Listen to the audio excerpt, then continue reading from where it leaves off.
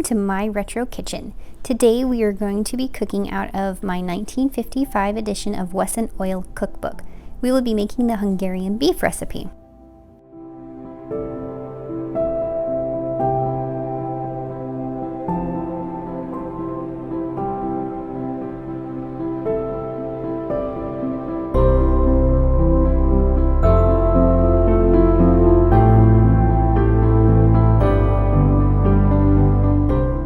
Once you've gathered your ingredients, we're going to start by adding 1/4 cup of oil into your pan and heat it up on medium heat.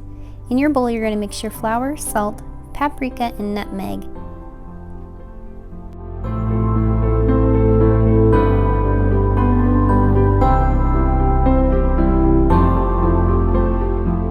After that's well mixed, we're going to dredge the meat through the flour.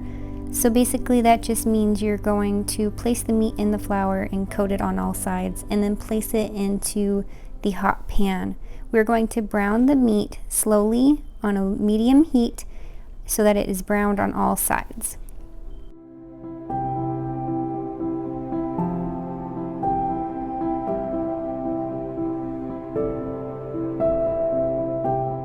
Once the meat is browned on all sides, we're going to stir in 1 cup of beef broth. The original recipe called for 1 cup of beef bouillon, but I chose beef broth instead. As you're pouring it in, stir in well and scrape the bottom for any leftover bits. I also decided to season with a little salt and pepper to taste. Going to cover and let it simmer for 1.5 hours. About halfway through, I go ahead and cook my noodles, so I boil my water and then I add my 1 package of egg noodles and cook to the package directions. During the time that the meat is cooking, I go ahead and check it and stir it occasionally just to make sure that nothing is sticking to the bottom. At the end of the 1.5 hours, we're going to add sour cream and paprika. You will also need a platter for plating your meal. You also want to grab your parsley as well.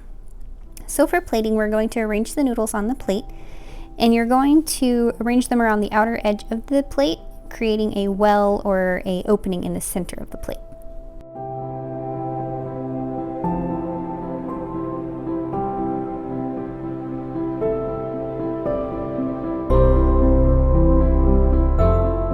Then you're going to ladle the Hungarian beef into the center of the noodles, making sure that you ladle all of that yummy, delicious gravy on there as well. To finish it off, we are going to garnish with the chopped parsley. I took the chopped parsley and just sprinkled it on the beef itself and around on the noodles, and then I finished it with a little sprig on the side.